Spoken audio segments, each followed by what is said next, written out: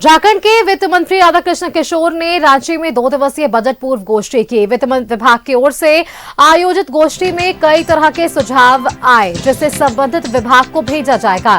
वित्त मंत्री ने कहा कि यह प्रयास काफी सार्थक रहा। अधिकारियों के साथ, विभिन्न अर्थशास्त्रियों के साथ समेत अन्य प्रतिभागियों ने कई तरह के सुझाव दिए। उन्होंने कहा कि बजट को लेकर मुख्यमंत्री हेमंत सोरेन 28 जनवरी को बैठक कर सुझाव पर मंथन करेंगे।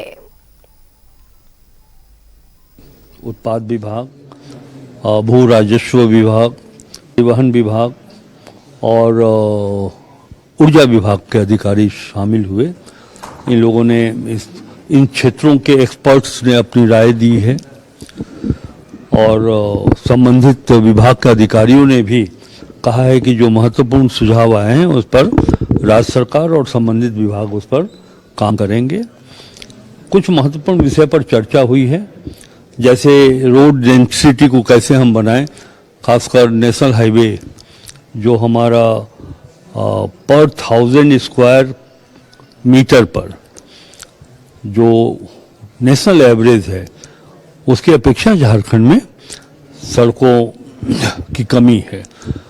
तो अभी वर्तमान में 186 पर 1000 स्क्वायर किलोमीटर के अगेंस्ट में झारखंड की जो उपलब्धता है वो 186 किलोमीटर ही है। तो हमें और आगे बढ़ाना है, नेशनल एवरेज के समकक्ष।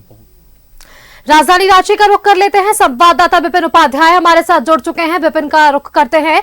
विपिन, जिस तरह से 2 दिनों तक बजट पूर्व गोष्ठी पर मंत्री ने यहां पर मंथन किया, कई अधिकारियों से इन्होंने बातचीत की और कहा कि काफी सार्थक रहा ये बैठक और रायशुमारी का दौर। कई सार्थक सुझाव यहां पर आए। 28 जनवरी को मुख्यमंत्री भी शामिल होंगे इस बैठक में और इस बैठक के दौरान यहां जो सुझाव आए हुए हैं उस पर भी चर्चा मुख्यमंत्री के साथ होगी, ताकि ये बजट आम जनता के लिए एक बेहद खास बजट निकलकर सामने आ पाए। विपिन,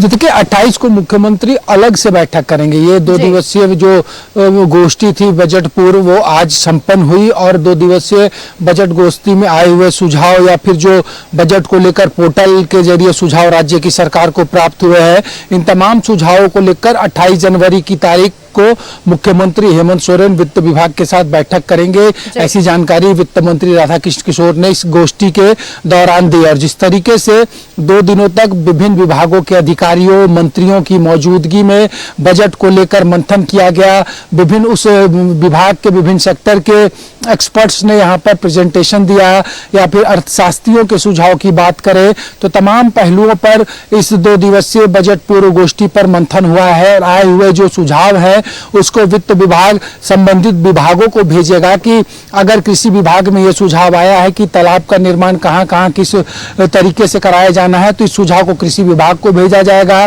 पथ निर्माण विभाग को लेकर जो सुझाव आया है कि रोड की डेंसिटी को बढ़ाने की आवश्यकता है, और जिस तरीके से जो महत्वपूर्ण कुछ सुझाव आज के दिन दूसरे दिन आए हैं उसके तहत, जैसे बात अगर जब मद्य निषेध विभाग की समीक्षा और उसमें आए हुए सुझावों की करें तो वित्त मंत्री ने बताया कि इस दौरान जो राजस्व प्राप्ति के आंकड़े आए हैं उसके अनुसार छत्तीसगढ़ और झारखंड में शराब का कंजम्पशन लगभग बराबर है, लेकिन झारखंड में 2700 करोड़ रुपए के राजस्व का ही आय के जरिए यहाँ पर प्राप्ति होती है। वहीं छत्तीसगढ़ लगभग इतनी ही शराब बेचकर 8000 करोड़ के राजस्व को प्राप्ति करता है। हरियाणा झारखंड से छोटा है लेकिन वहां पर 5000 करोड़ रुपए राजस्व आते हैं। तो ऐसे में एक सुझाव आज की इस बैठक में यह भी आया कि क्यों ना महुआ, जिसको कि ग्रामीण चुनते हैं और उसके बाद उससे शराब का निर्माण कराते हैं और ये काफी रिस्की होता है। तो ऐसे में राज्य सरकार को ये सुझाव आज विभिन्न एक्सपर्ट्स ने दिए हैं इस विचार गोष्ठी में कि महुआ के जरिए रिफाइंड जो देसी शराब है उसका निर्माण झारखंड की सरकार करे।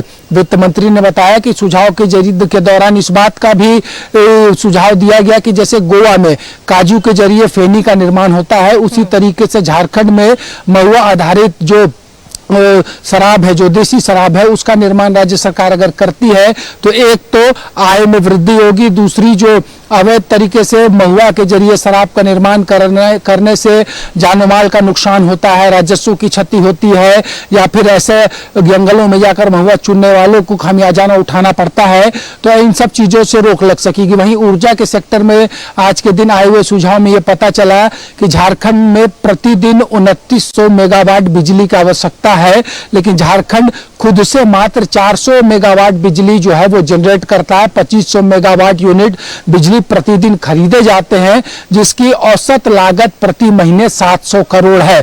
तो ऐसे में 24 वर्ष के रिकॉर्ड को अगर देखा जाए तो झारखंड अलग से कई ऊर्जा प्लांट यहां पर लगा सकता था। तो ऐसे ऐसे कई बिंदु हैं, ऐसे ऐसे महत्वपूर्ण सुझाव हैं जो अब संबंधित विभाग को भेजे जाएंगे और अंतिम बैठक जो है आए हुए सुझावों को लेकर 28 जनवरी को मुख्यमंत्री हेमंत सोरेन करेंगे। Sushmita.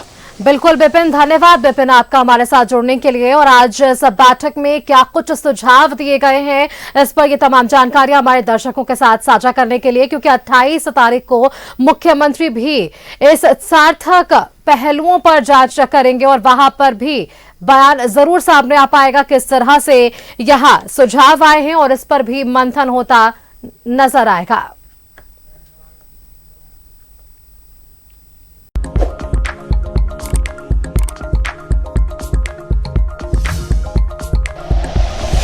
Like and share videos, subscribe करें हमारा चैनल और प्रेस करें बेल आइकॉन। न्यूज़ 11 भारत, सच है तो दिखेगा।